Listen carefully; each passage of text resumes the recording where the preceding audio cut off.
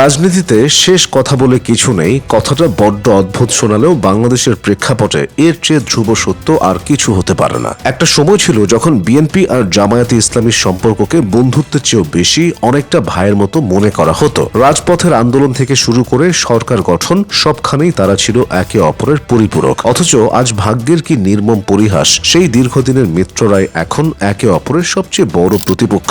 যে মুক্তিযুদ্ধ ইস্যুকে একসময় তারা এক বাক্সে বন্দি রেখে পথ চলেছেন, আজ সেই ইস্যুই তাদের মধ্যে বিভেদের দেয়াল তুলে দিয়েছে। ইতিহাসের পাতা উল্টালে দেখা যায় এক ভিন্ন চিত্র। 2011 সালের 20 অক্টোবর বেগম খালেদা জিয়া এক জনসভায় দাঁড়িয়ে নিজামী, মুজাহিদ, সাইদি, কামারুজ্জামান এবং কাদের মোল্লাদের গ্রেফতারের তীব্র প্রতিবাদ করেছিলেন। তিনি দ্ব্যর্থহীন কণ্ঠে বলেছিলেন, সরকার এদের মিথ্যা মামলা দিয়ে আটকে রেখেছে। সেদিন তিনি আওয়ামী লীগকেই স্বাধীনতা বিরোধী শক্তি হিসেবে আখ্যায়িত করেছিলেন। অথচ আজ সেই বিএনপি আর জামায়াতের নেতারা কথার লড়াইয়ে লিপ্ত, কর্মীরা জড়াচ্ছেন সংঘর্ষে। বিএনপি ও জামায়াতের এই সখ্যতার শেকড় অনেক গভীরে। 71-এ পাকিস্তানের পক্ষে থাকা জামায়াতে ইসলামী স্বাধীন বাংলাদেশে রাজনীতি করার সুযোগ পেয়েছিল জিয়াউর রহমানের শাসনামলে। সেই কৃতজ্ঞতা থেকেই জামায়াতের একাংশ আজও জিয়া পরিবারকে শ্রদ্ধার চোখে দেখে। 90 দশকে এই সম্পর্ক পায় আনুষ্ঠানিক রূপ। 1991 সালের নির্বাচনে জামায়াতের সমর্থন নিয়ে সরকার গঠন করেছিল বিএনপি। মাঝে 96 সালে কিছুটা দূরত্ব তৈরি হলেও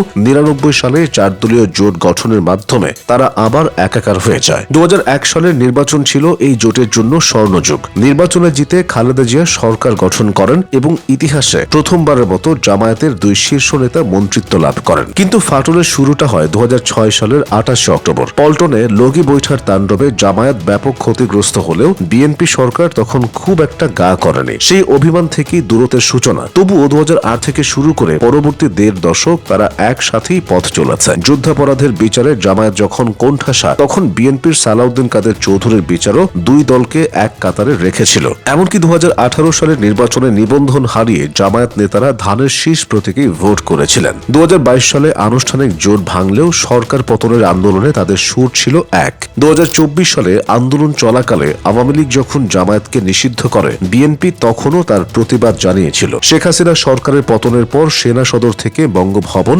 সবখানেই দুই দলের নেতাদের উপস্থিতি ছিল পাশাপাশি। কিন্তু অন্তর্বর্তীকালীন সরকারের সময় যত গড়াচ্ছে, নির্বাচন যত ঘনিয়ে আসছে, ততই স্পষ্ট হচ্ছে তাদের মতবিরোধ। বিশেষ করে নির্বাচন আয়োজনের সময়সীমা নিয়ে দুই দলের অবস্থান এখন দুই মেরুতে। একসময়ের হরিহরাতা এই দুটি দল এখন রাজনীতির মাঠে একে অপরের প্রধান প্রতিদ্বন্দ্বী। সময় বলে দেবে ক্ষমতার সমীকরণে এই পুরনো বন্ধুত্ব আবার জোড়া লাগবে, নাকি এই ফাটলই হবে তাদের স্থায়ী গন্তব্য।